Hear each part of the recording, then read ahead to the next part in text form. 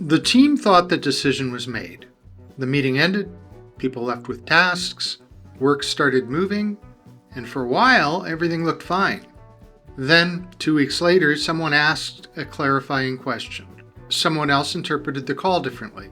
A slide conversation started, then another one, and before long, the original decision was back in circulation. Not officially, not dramatically, just quietly reopened. That is decision drag, and it's one of the reasons teams can feel responsible, busy, and committed while still losing momentum. Because from the outside, it looked like execution had started, but underneath, the decision had never really closed. That distinction matters. A lot of teams mistake motion for closure. The meeting ends, so people assume the decision was made. Tasks get assigned, so people assume everyone knows what to do. Someone sends a recap, so the team assumes the conversation is finished. But a decision is not closed just because work started. It's closed when people understand what was decided clearly enough to act without reinventing the decision later. That means a few things need to be clear. Who owns the call? What is inside the scope? What is outside the scope? What trade-off did we accept?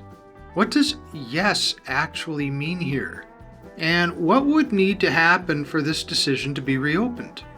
If those pieces are fuzzy, execution turns into interpretation.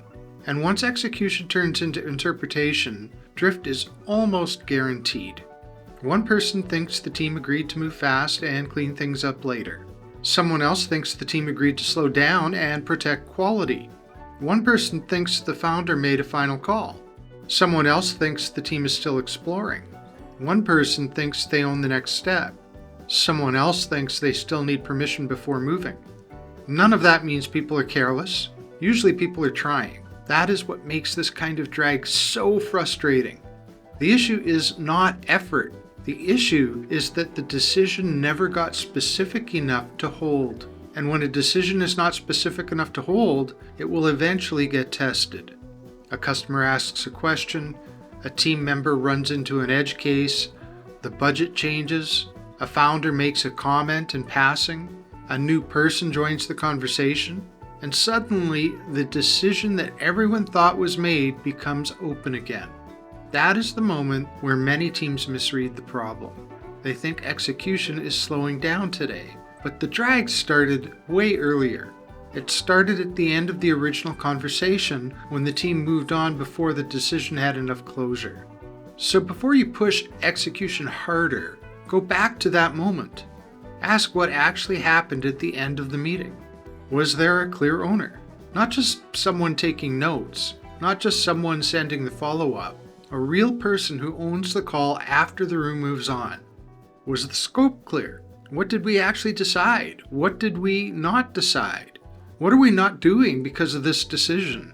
And that last question matters because a decision without a trade-off is often just a preference. And was there a shared understanding of what yes meant? Because yes can mean several different things. Yes, I understand the direction. Yes, I agree with the direction. Yes, I am ready to act. Yes, I accept the trade-off. Yes, this is final unless something material changes. Those aren't all the same yes, and if the team doesn't know which yes was given, the decision will probably reopen later. A simple way to prevent this is to slow down for 2 minutes at the end of the conversation. Pause and ask, who owns this now? What exactly did we decide? What is inside and outside the scope? What would reopen this decision? And does everyone understand what yes means here? That may feel slower in the moment, but it's much faster than discovering 2 weeks later that 5 people were executing 5 different versions of the same decision. This is the work of decision closure. It's not about making every meeting heavier. It's not about creating more process for the sake of process. It's about making sure the decision can survive contact with real work. Because if a decision cannot survive a clarifying question 2 weeks later, it probably never earned enough closure in the first place. That is exactly the kind of pattern the Hidden Drag Diagnostic is built to surface. It helps you see where decisions, ownership, structure, and alignment are creating drag inside your business. You'll find the link in the description. And if your team keeps starting work before decisions truly close, connect with me.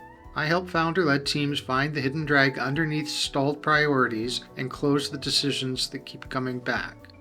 If this was useful, subscribe for more practical thinking on decision velocity, hidden drag, and how leadership teams get unstuck.